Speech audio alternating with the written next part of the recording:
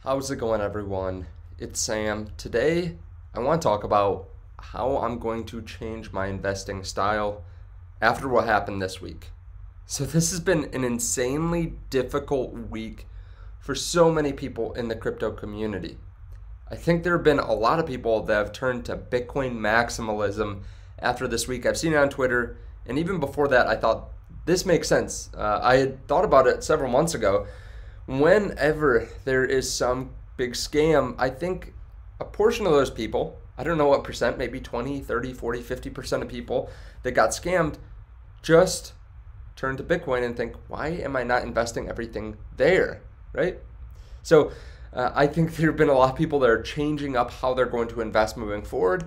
And I've been doing so many of these Luna UST videos because there's so much happening. But I want to get back to what's important, which is how to invest moving forward. And I think that's going to be really important, not just for me, but for the whole community, right? What did we learn out of this week with UST and Luna? And how does this inform what we do moving forward? Because I'm not just a UST and Luna channel. I want to talk about the whole crypto market, the whole world, and how we can make money, right? Whether it's the crypto market, the stock market, real estate, whatever it is. Now, I'm not planning on going anywhere. I continue to plan on talking about cryptocurrencies, but this should adjust how you invest if you got scammed in Luna UST, or if you lost money, I should say, in Luna UST. And hopefully you came away with something. So we're going to talk about that. If you guys don't mind hitting the like button and the subscribe button, I appreciate that. I might be talking a little bit more than usual instead of showing so many graphics on the screen. But definitely hit subscribe and the like button so that way you can see the future videos where I show you more news instead of just my opinion and what I've come away with things. Now, there's also a link down there to FTX. So I would highly suggest going and trying out this app if you haven't already. There's a link to it underneath the video. With trades over $10, you get free crypto, and it's super user-friendly. It's really a nice app to use, and they have tons of users already. It's a great place to start buying and selling NFTs as well because they don't have the typical Ethereum gas fees, which is super nice. And they also, like I said, allow you to get free crypto on trades over $10. So you can get some free crypto in a time where people are losing a lot of money. You can get some free money. So check out that link underneath the video. Now, the whole crypto market's been insane. The stock market's been insane over the last few weeks. So I want to start with this.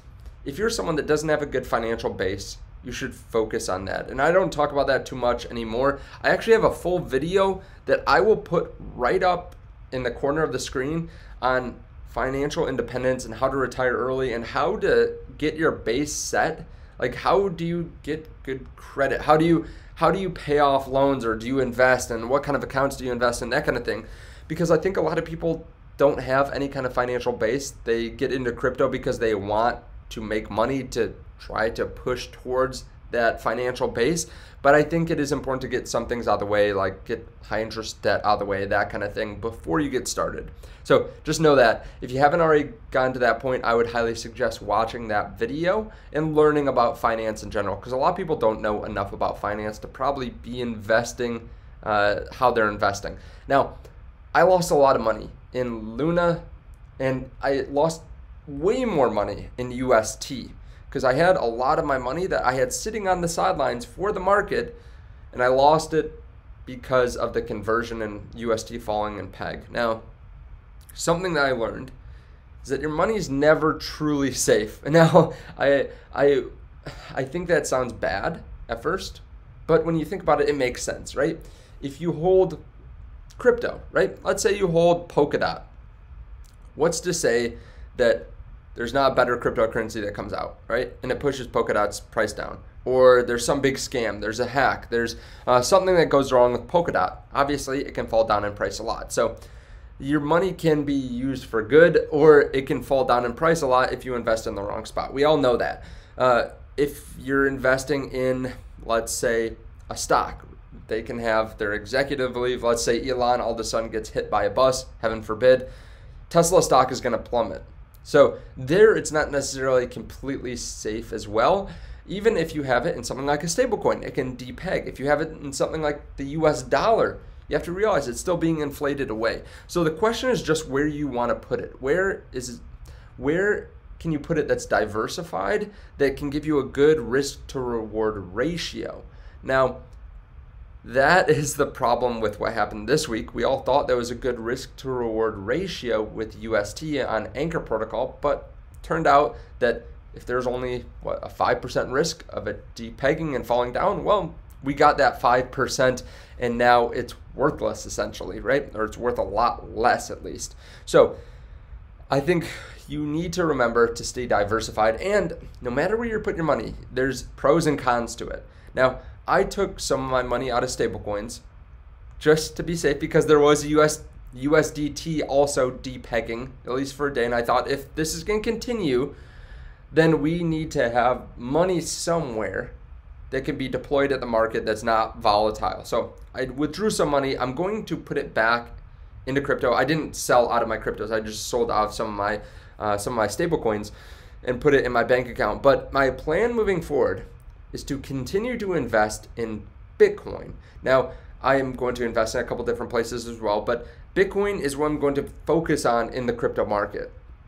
Now, I am not a Bitcoin maximalist, but I do realize that Bitcoin still has a great risk to reward ratio. And if you think about all these other cryptos as like a small startup company, and some of them have multi-billion-dollar market caps, but if you think about them as small startup companies, you have to realize that many of these won't be here in 5 or 10 years.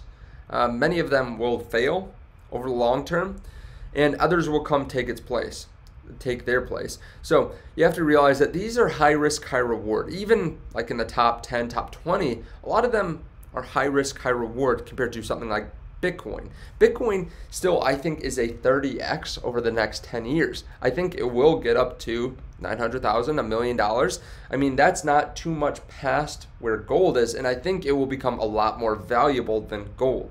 So if I had a 95% chance or a 90% chance of Bitcoin hitting $1 million, why invest in anything else that's maybe a 50-50 shot of it getting to, instead of a 30x, maybe it's a 50x, right?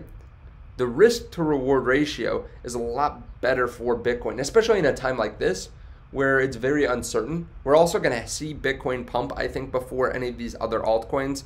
Now, I could be wrong, but I'm going to continue to DCA in Bitcoin for the time being. Now, if these prices continue to bleed against Bitcoin, right? Let's say Bitcoin falls to 24,000, 25,000.